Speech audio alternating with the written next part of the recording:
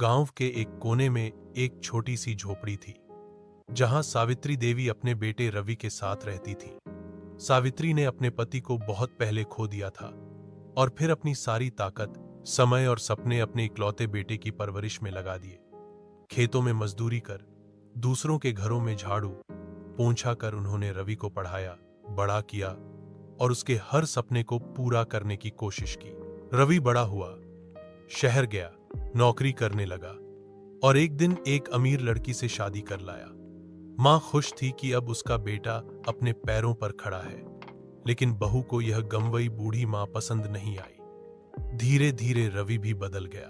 अब घर में मां का कोई स्थान नहीं था। कभी खाने में देर हो जाती, कभी ताने मिलते और एक दिन तो बहू ने साफ साफ कह दिया, या तो ये मां यहां रहेंगी या मैं। रवि ने मां से कहा, मां, अब आप गांव वापस चली जाओ, यहां आपके लिए जगह नहीं है। सावित्री की आंखों से आंसू बह निकले। जिस बेटे के लिए उसने अपना सब कुछ कुर्बान कर दिया, वही अब उसे बोझ समझ रहा था। न कोई तकरार, न कोई शिकायत। मां बस चुपचाप अपने पुराने कपड़े समेटकर घर से निकल गई। गांव पहुंचकर एक टूटे हुए मंदिर के पास बनी छोटी झोपड़ी में उसने शरण ली। वहीं बैठकर वह भगवान से एक ही दुआ मांगती रही, हे भगवान, मेरे बेटे को सद्बुद्धि देना। कुछ महीनों बाद रवि की नौकरी चली गई, पत्नी ने छोड़ दिया और वह खुद बीमार रहने लगा।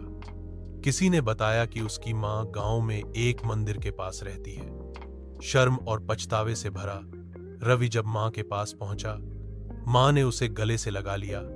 बेटा, मां कभी नाराज नहीं होती, मां बस इंतजार करती है।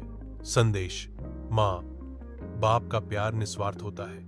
वे हमारे जीवन का वो आधार हैं जिनकी छांव में हम बड़े होते हैं। बुढ़ापे में उन्हें ठुकराना नहीं, बल्कि उनका सहारा बनना हमारा धर्म और कर्तव्य है।